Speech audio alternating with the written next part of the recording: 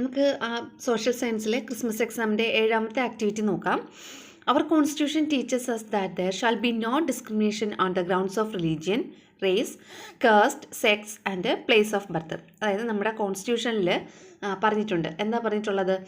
റിലീജിയനിലോ റേസിലോ കാസ്റ്റിലോ സെക്സിലോ place of birth ഇതിലൊന്നും യാതൊരുവിധ വിവേചനവും പാടില്ല എന്ന് നമ്മുടെ കോൺസ്റ്റിറ്റ്യൂഷനിൽ പറഞ്ഞിട്ടുണ്ട്. ഇനി അതുമായിട്ട് ബന്ധപ്പെട്ട 2 ക്വസ്റ്റ്യൻസ് എയും ബിയും. എ ക്വസ്റ്റ്യൻ എന്താണ്? Write 2 reasons for the marginalisation of certain sections of the people in the society. സമൂഹത്തിലെ ചില ജനങ്ങൾക്ക് ഈ മാർജിനലൈസേഷൻ നേരിടേണ്ടി വരുന്നുണ്ട്. അതിൻ്റെ 2 റീസൺ, അതിൻ്റെ 2 കാരണങ്ങൾ എഴുതാനാണ് പറഞ്ഞിട്ടുള്ളത്. ഒന്നാമത്തത് the social system that hinders progress. എന്താണ് സോഷ്യൽ സിസ്റ്റം? സാമൂഹ്യ വ്യവസ്ഥിതി. ദാറ്റ് ഹിൻഡേഴ്സ് പ്രോഗ്രസ്സിനെ തടയുന്ന സാമൂഹ്യ വ്യവസ്ഥിതി, അതാണ് ഒന്നാമത്തത്. ഹിൻഡേഴ്സ് എന്ന് വെച്ചാൽ തടയുക. അപ്പോൾ the social system that hinders progress, അത് ഒന്നാമത്തെ കാര്യം. രണ്ടാമത്തത് environmental political and economic factors.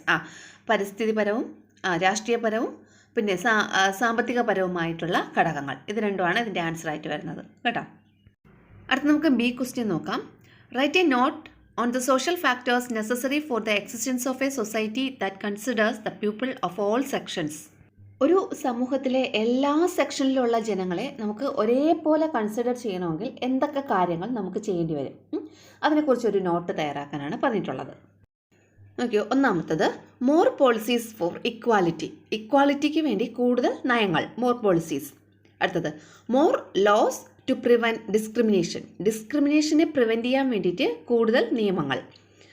Access to quality education for all. എല്ലാവർക്കും നല്ല ക്വാളിറ്റിയുള്ള എഡ്യൂക്കേഷൻ ആക്സസ് ചെയ്യാൻ കഴിയണം. Measure to ensure equality in all sectors of employment. എംപ്ലോയ്മെൻറ്റിൻ്റെ എല്ലാ സെക്ടേഴ്സിലും ഇക്വാലിറ്റി ഉറപ്പുവരുത്തുക. Avoiding discrimination based on religion, caste and wealth. Religion, caste, wealth ഇതിൻ്റെയൊക്കെ പേരിലുള്ള ഡിസ്ക്രിമിനേഷനെ ഒഴിവാക്കുക. ട്രാൻസ്പെറൻസി ഇൻ അപ്പോയിൻമെൻറ്റ്സിലൊക്കെ ഒരു സുതാര്യത കൊണ്ടുവരിക.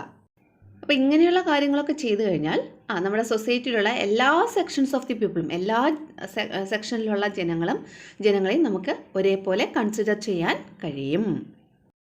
അടുത്ത നമ്മൾ 8ാമത്തെ ആക്ടിവിറ്റിയാണ് നോക്കുന്നത്. Karnataka, Uttar Pradesh, Rajasthan, Maharashtra and Bihar are the maze farming States in India. ഇന്ത്യയിലെ ഈ മെയ്സ് ഫാം ചെയ്യുന്ന സ്റ്റേറ്റ്സ് ആണ് ഏതൊക്കെയാണ്? കർണാടക, ഉത്തർപ്രദേശ്, രാജസ്ഥാൻ, മഹാരാഷ്ട്ര, ബീഹാർ എന്നിവയൊക്കെ. നമുക്ക് ഒരു ഇന്ത്യയുടെ ഔട്ട്ലൈൻ മാപ്പ് നമുക്ക് തന്നിട്ടുണ്ട്. അപ്പോൾ അതിൻ്റെ അകത്ത് ഈ പറയുന്ന സ്റ്റേറ്റ്സ് ഷെയ്ഡ് ചെയ്യാനാണ് പറഞ്ഞിട്ടുള്ളത്. ആ സ്റ്റേറ്റ്സ് ഏതാണോ അതിന് ഷെയ്ഡ് ചെയ്യണം. Okay,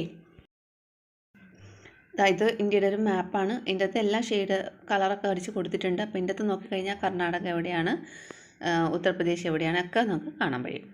okay.